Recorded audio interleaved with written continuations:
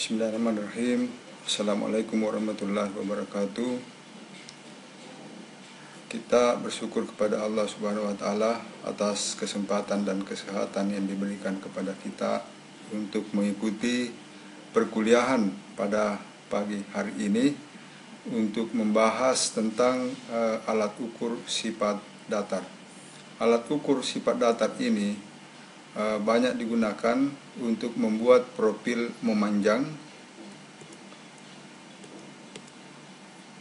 dan untuk mengukur beda tinggi antara dua buah tempat dan juga untuk melakukan pembuatan kontur. Tujuan utama daripada pengukuran sifat datar ini adalah menentukan beda tinggi dua buah titik, dua tempat yang berbeda di atas permukaan bumi ini. Secara umum ada 3 metode yang digunakan di dalam pengukuran sifat datar ini. Yang pertama adalah metode barometris, yang sebagaimana kita ketahui bahwa pada ketinggian yang berbeda di atas permukaan bumi ini tentu saja memiliki tekanan udara yang berbeda pula. Perbedaan tekanan udara ini mengindikasikan sebagai suatu perbedaan beda tinggi dari dua tempat yang berbeda.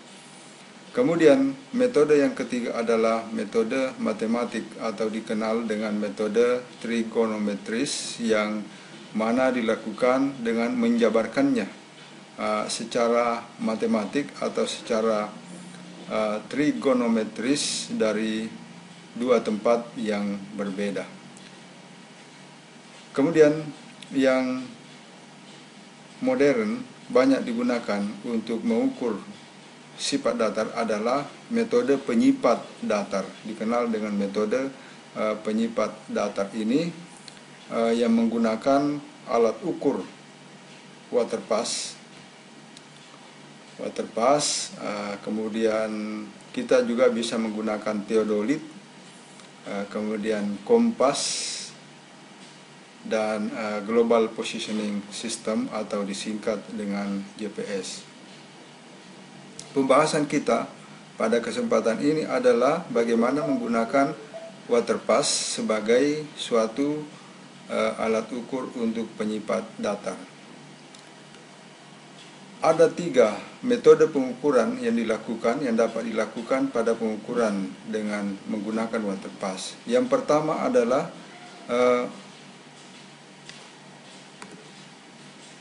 pengukur terletak di sini. Kemudian alat ukur terletak di sini. Dan pengukur membidik ke sini, membidik ke depan.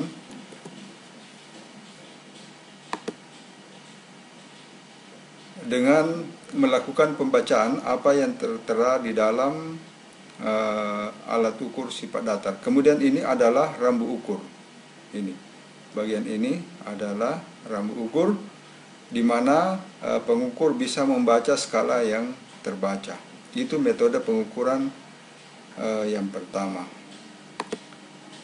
Kemudian metode pengukuran yang kedua untuk mengukur beda tinggi dua buah tempat adalah dengan meletakkan alat ukur antara dua rambu ukur.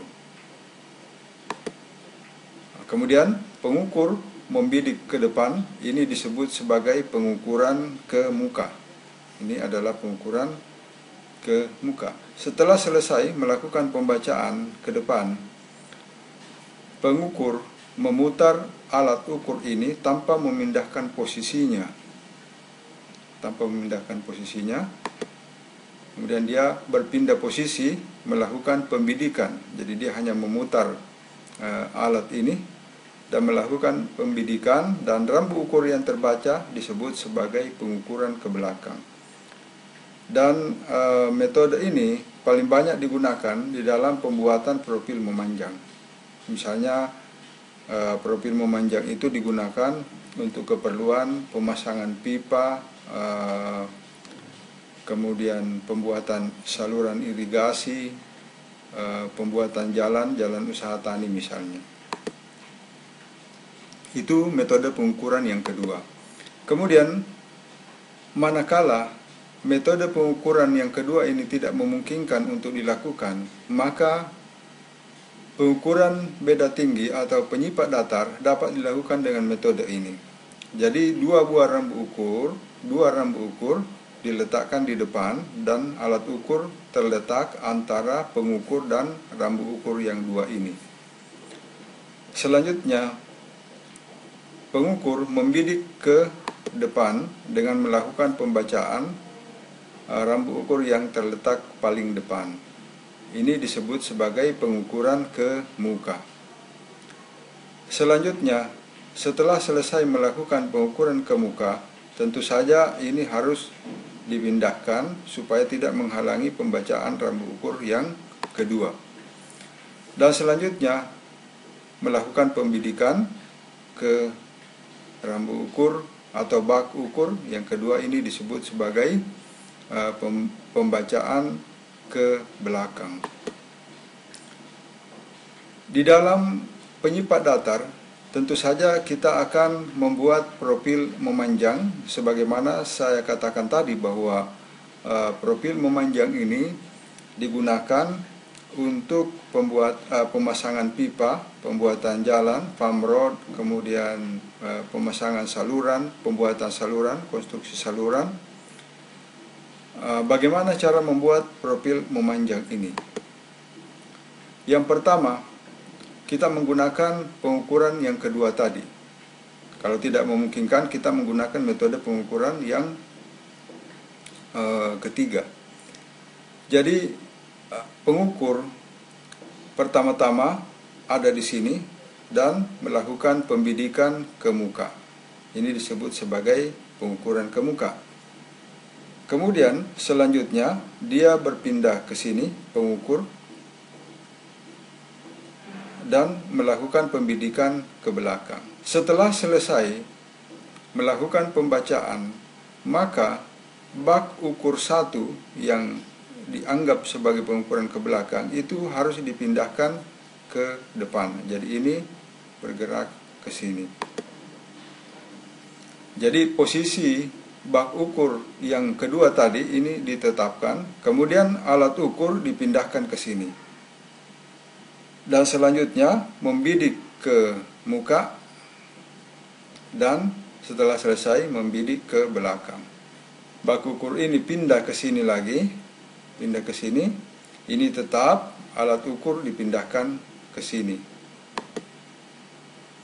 Kemudian melakukan pembidikan ke muka dan melakukan pembidikan ke belakang. Begitu dilakukan seterusnya sampai seluruh sepanjang profil yang kita akan ukur telah selesai dilakukan pengukurannya.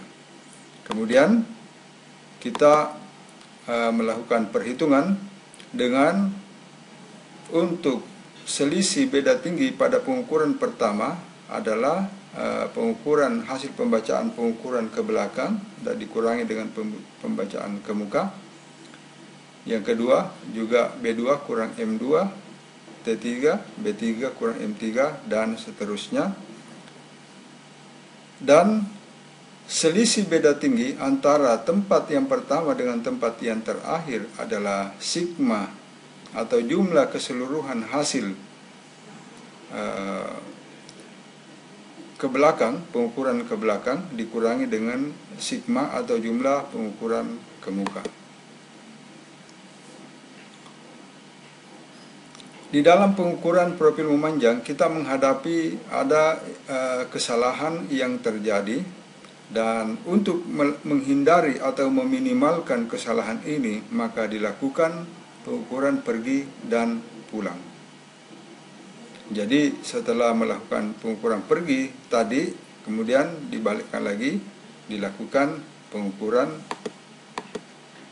ke belakang lagi. Kemudian kita akan menentukan tinggi garis bidik. Tinggi garis bidik ditentukan dengan cara menentukan tinggi titik yang diambil dari benchmarking atau bisa menggunakan GPS untuk menentukan tinggi dari posisi titik ini, tinggi posisi dari titik ini, dan melakukan pembacaan. Maka tinggi garis bidik adalah, atau elevasi garis bidik adalah tinggi titik ditambah dengan hasil pembacaan pada bak ukur. Ini adalah pembacaan yang ada di dalam teropong atau waterpass. Ini benang tengah, ini benang atas, dan benang bawah. Yang digunakan adalah benang tengah berapa hasil pembacaannya. Jadi 1 misalnya, ini angka 1, 1,0, 1,2, 3, 4, 5.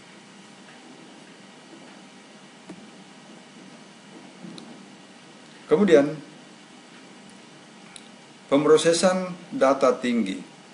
Untuk pembuatan kontur, kita bisa menggunakan software Surfer dan ArcView. Pada kesempatan yang lain, saya akan mendemokan bagaimana menggunakan kedua software ini untuk memproses data tinggi. Namun di dalam pengukuran beda tinggi ini, kita perlu menentukan tinggi titik awal, dalam hal ini tinggi garis bidik yang pertama, dengan menggunakan misalnya Global Positioning System kalau benchmark tidak tersedia pada tempat yang terdekat.